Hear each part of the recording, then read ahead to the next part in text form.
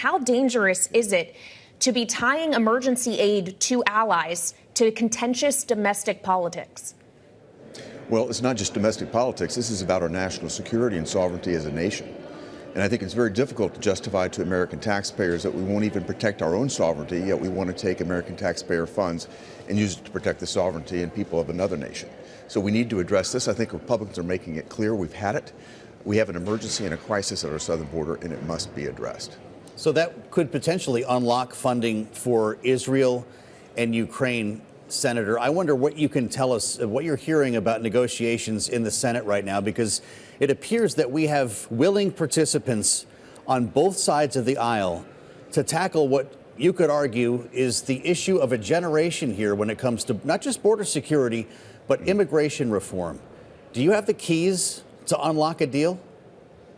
Well, I think there's a lot of discussion that is taking place right now. It's still early for me to be able to say whether a deal is, certainly it hasn't formulated to a point that I've seen any text or had anything to review.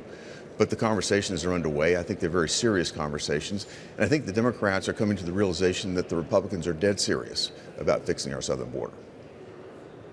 Well, the Republicans in the other chamber, Senator, are saying, at least some of them, that they want H.R. 2 passed, that's what they're willing to settle for. What would your message be to them, knowing the realities of your chamber?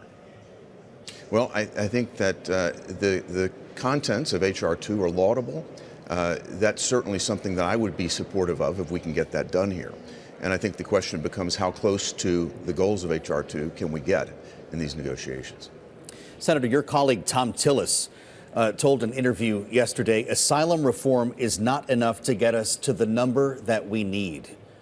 Can we be specific about what is needed, whether it's reform of the parole system or a redefining of asylum law? What does it look like to you? I think it's going to be all of the above, Joe, and we're going to have to look at it completely. What we've got is a situation where the current administration just ignores the law. So we're going to have to put in place something that's enforceable, something that this administration will not be able to get around, and something that will, in fact, secure our border once and for all.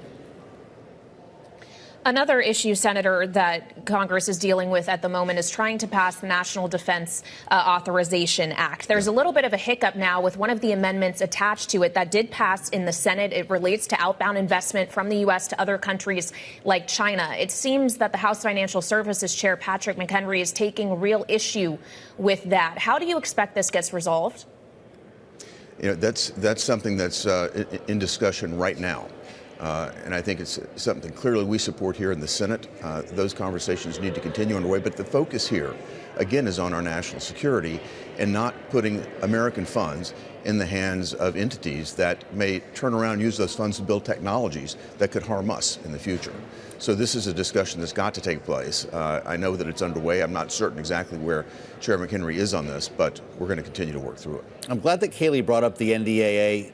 Senator, is this going to be an opportunity for you to end this blockade on military promotions by Senator Tommy Tuberville, either by changing the Pentagon policy when it comes to abortion or by finding a different way to make a point here on Capitol Hill? Well, it certainly is an opportunity, Joe. I think you're very perceptive to highlight this. And I think Senator Tuberville is taking a very close look at a way to address this. I frankly think that this policy that the Pentagon has adopted violates the Hyde Amendment. I think it's against the law.